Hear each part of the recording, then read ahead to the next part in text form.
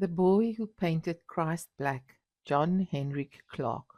He was the smartest boy in the Muskogee County School for colored children. Everybody even remotely connected with the school knew this. The teacher always pronounced his name with profound gusto as she pointed him out as the ideal student. Once I heard her say, if he were white, he might some day become president. Only Aaron Crawford wasn't white. Quite the contrary. His skin was so solid black that it glowed, reflecting an inner virtue that was strange and beyond my comprehension. In many ways, he looked like something that was awkwardly put together. Both his nose and his lips seemed a trifle too large for his face. To say he was ugly would be unjust, and to say he was handsome would be a gross exaggeration. Truthfully, I could never make up my mind about him. Sometimes he looked like something out of a book of ancient history, looked as if he was left over from that magnificent era before the machine age came and marred the earth's natural beauty. His great variety of talent often startled the teachers. This caused his classmates to look upon him with a mixed feeling of awe and envy. Before Thanksgiving, he always drew turkeys and pumpkins on the blackboard. On George Washington's birthday, he drew small American flags surrounded by little hatchets. It was these small masterpieces that made him the most talked about colored boy in Columbus, Georgia. The Negro principal of the Muskogee County School said he would someday be a great painter, like Henry O. Tanner. For the teacher's birthday, which fell on a day about a week before commencement, Aaron Crawford painted the picture that caused uproar and a turning point at the Muskogee County School. The moment he entered the room that morning, all eyes fell on him. Besides his torn book holder, he was carrying a large framed concern wrapped in old newspapers. As he went to his seat, the teacher's eyes followed his every motion, a curious wonderment mirrored in them, conflicting with a half smile that wreathed her face. Aaron put his books down, then, smiling broadly, advanced towards the teacher's desk. His alert eyes were so bright with joy that they were almost frightening. Temporarily, there was no other sound in the room. Aaron stared questioningly at her, and she moved her hand back to the present cautiously, as if it were a living thing with vicious characteristics. I am sure it was the one thing she least expected. With a quick, involuntary movement, I rose up from my desk. A series of submerged murmurs spread through the room, rising to a distinct monotone. The teacher turned toward the children, staring reproachfully. They did not move their eyes from the present that Aaron had brought her. It was a large picture of Christ, painted black. Aaron Crawford went back to his seat, a feeling of triumph reflecting in his every movement. His teacher faced us. Her curious half smile had blurred into a solid bewilderment. She searched the bright faces before her and started to smile again, occasionally stealing quick glances at the large picture propped on her desk, as though doing so were forbidden amusement. Aaron, she spoke at last, a slight tinge of uncertainty in her tone. This is a most welcome present. Thanks. I will treasure it. She paused, then went on speaking, a trifle more coherent than before. Looks like you are going to be quite an artist. Suppose you come forward and tell the class how you came to paint this remarkable picture. When he rose to speak, to explain about the picture, a hush fell tightly over the room, and the children gave him all their attention, something they rarely did for the teacher. He didn't speak at first. He just stood there in front of the room, toying absently with his hands, observing his audience carefully, like a great concert artist. It was like this, he said, placing full emphasis on every word. You see, my uncle, who lives in New York, teaches classes in Negro history at the YMCA. When he visited us last year, he was telling me about the many great black folks who have made history. He said black folks were once the most powerful people on earth. When I asked him about Christ, he said no one ever proved whether he was black or white. Somehow a feeling came over me that he was a black man because he was so kind and forgiving, kinder than I have ever seen white people be. So when I painted his picture, I couldn't help but paint it as I thought it was. After this, the little artist sat down, smiling broadly, as if he had gained entrance to a great storehouse of knowledge that ordinary people could neither acquire nor comprehend. The teacher, knowing nothing else to do under prevailing circumstances, invited the children to rise from their seats and come forward so they could get a complete view of Aaron's unique piece of art. When I came close to the picture, I noticed it was painted with the kind of paint you get in the 5 and 10 cent stores. Its shape was blurred slightly, as if someone had jarred the frame before the paint had time to dry. The eyes of Christ were deep set and sad, very much like those of Aaron's father, who was a deacon in the local Baptist church. This picture of Christ looked much different from the one I saw hanging on the wall when I was in Sunday school. It looked more like a helpless Negro pleading silently for mercy. For the next few days, there was much talk about Aaron's picture. The school term ended the following week, and Aaron's picture, along with the best handwork done by the students that year, was on display in the assembly room. Naturally, Aaron's picture graced the place of honor. There was no bookwork to be done on commencement day, and joy was rampant among the children. The girls in their brightly colored dresses gave the school the delightful air of spring awakening.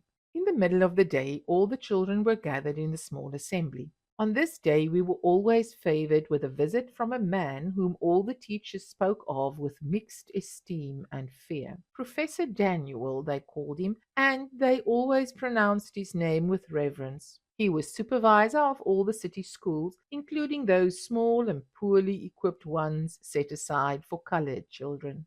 The great man arrived almost at the end of our commencement exercises. On seeing him enter the hall, the children rose, bowed courteously, and sat down again, their eyes examining him as if he were a circus freak. He was a tall white man with solid gray hair that made his lean face seem paler than it actually was. His eyes were the clearest blue I have ever seen. They were the only lifelike things about him. As he made his way to the front of the room, the Negro principal, George Duval, was walking ahead of him, cautiously preventing anything from getting in his way. As he passed me, I heard the teachers, frightened, sucking in their breath, felt the tension tightening.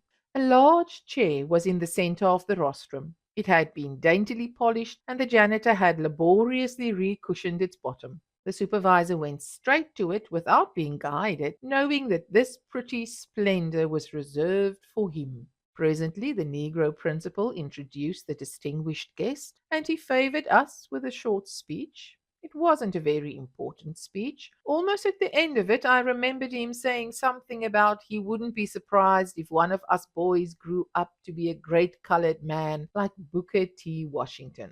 After he sat down, the school chorus sang two spirituals, and the girls in the fourth grade did an Indian folk dance. This brought the commencement program to an end. After this, the supervisor came down from the rostrum, his eyes tinged with curiosity, and began to view the array of handwork on display in front of the chapel. Suddenly, his face underwent a strange rejuvenation. His clear blue eyes flickered in astonishment. He was looking at Aaron Crawford's picture of Christ. Mechanically, he moved his stooped form closer to the picture and stood gazing fixedly at it, curious and undecided, as though it were a dangerous animal that would rise any moment and spread destruction. We waited tensely for his next movement. The silence was almost suffocating. At last he twisted himself around and began to search the grim faces before him. The fiery glitter of his eyes abated slightly as they rested on the Negro principal, protestingly. "Who painted this sacrilegious nonsense?" he demanded sharply. "I painted it, sir." These were Aaron's words, spoken hesitantly. He wetted his lips timidly and looked up at the supervisor, his eyes voicing a sad plea for understanding.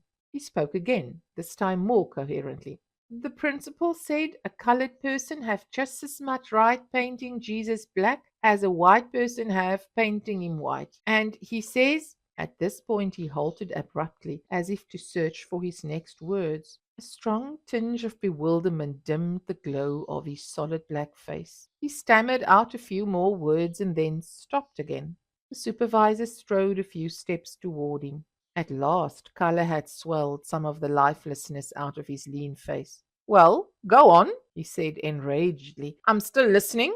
Aaron moved his lips pathetically, but no words passed them. His eyes wandered around the room, resting finally with an air of hope on the face of the Negro principal. After a moment he jerked his face in another direction, regretfully, as if something he had said had betrayed an understanding between him and the principal. Presently the principal stepped forward to defend the school's prize student. I encouraged the boy in painting that picture, he said firmly, and it was with my permission that he brought the picture into this school. I don't think the boy is so far wrong in painting Christ black. The artists of all other races have painted whatever god they worship to resemble themselves. After all, Christ was born in that part of the world that had always been predominantly populated by colored people. There is a strong possibility that he could have been a Negro. But for the monotonous lull of heavy breathing, I would have sworn that his words had frozen everyone in the hall. I had never heard the little principal speak so boldly to anyone, black or white. The supervisor swallowed dumbfoundedly. His face was aglow in silent rage. Have you been teaching these children things like that? He asked the Negro principal sternly. I have been teaching them that their race has produced great kings and queens as well as slaves and serfs, the principal said. The time is long overdue when we should let the world know that we erected and enjoyed the benefits of a splendid civilization long before the people of Europe had a written language. The supervisor shook with anger as he spoke. You are not being paid to teach such things in this school, and I am demanding your resignation for overstepping your limit as principal. George Deville did not speak. A strong quiver swept over his sullen face. He revolved himself slowly and walked out of the room towards his office. Some of the teachers followed the principal out of the chapel, leaving the crestfallen children restless and in a quandary about what to do next. Finally, we started back to our rooms. A few days later, I heard that the principal had accepted a summer job as art instructor of a small high school somewhere in South Georgia and had gotten permission from Aaron's parents to take him along so he could continue to encourage him in his painting. I was on my way home when I saw him leaving his office. He was carrying a large briefcase and some books tucked under his arm. He had already said goodbye to all the teachers, and strangely, he didn't look broken-hearted. As he headed for the large front door, he readjusted his horn-rimmed glasses, but did not look back. An air of triumph gave more dignity to his soldierly stride. He had the appearance of a man who had done a great thing, something greater than any ordinary man would do. Aaron Crawford was waiting outside for him. They walked down the street together. He put his arm around Aaron's shoulder affectionately. He was talking sincerely to Aaron about something, and Aaron was listening, deeply earnest. I watched them until they were so far down the street that their forms had begun to blur. Even from the distance, I could see they were still walking in brisk, dignified strides, like two people who had won some sort of victory.